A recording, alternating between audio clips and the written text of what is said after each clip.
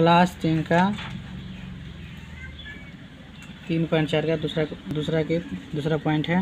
ठीक है, लिखा हुआ है कि 5 वर्ष पूर्व नूरी की आयु सोनी की आयु की 3 गुनी थी।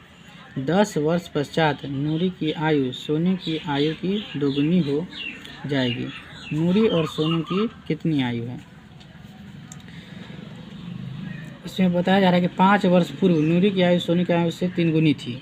यानी हमें वर्तमान आयु ना तो नूरी का पता है ना तो सोनू का पता है, इसलिए दोनों को मानेंगे। तो माना कि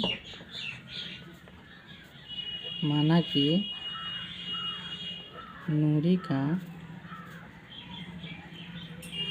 वर्तमान आयु बराबर x वर्ष, और उसी तरीके से सोनू का ही मान लेंगे।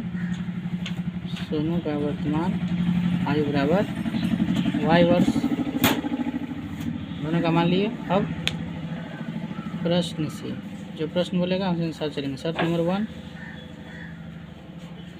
बोल रहा है कि 5 वर्ष पूर्व नूरी की आयु सोनू की आयु से 3 गुनी थी। 5 वर्ष पूर्व यानी पहले, जैसे अगर कोई व्यक्ति अगर 20 साल का होगा तो 5 वर्ष कितना का होगा? तो 15 साल का होगा। इसलिए इसमें से 5 वर्ष घटाएंगे, इसकी आयु में से 5 वर्ष में से घटाएंगे। ठीक है, और सोनू की आयु भी तो उस समय 5 वर्ष घटेगा उसमें से भी। ठीक है, तो अब यानी ये कितना हो जाएगा? माने थे क्या? तो x माइनस 5 नूरी की हो गया, और सोनू का कितना? तो y माइनस 5। क्या बोल रहा है? कितना गुनी था? 3 गुनी थी, तो 3 से गुना कर देंगे। ठीक है, इस तरीके से हमारा एक हो गया एक बना।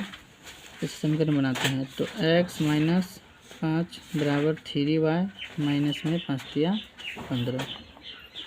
तो x इधर माइनस 3y बराबर माइनस 15 प्लस 5 बराबर हो जाएगा x माइनस 3y बराबर में माइनस 10। ये हमारा हो गया समीकरण 1। अब है शर्त नंबर 2। शर्त नंबर 2 बोल रहा है कि 10 वर्ष पश्चात, यानी अब से 10 वर्ष के बाद, यानी वर्तमान से 10 वर्ष के बाद, यानी अब 10 वर्ष क्या होगा? इसमें जुड़ेगा।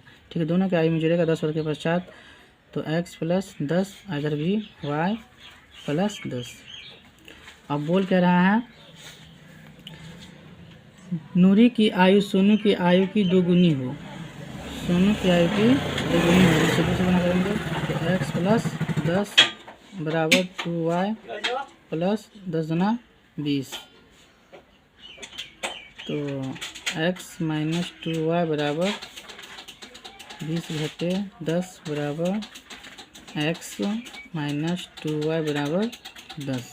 ये हो गया समीकरण 2। इन दोनों को अब विलोपन विधि से हल कर देंगे।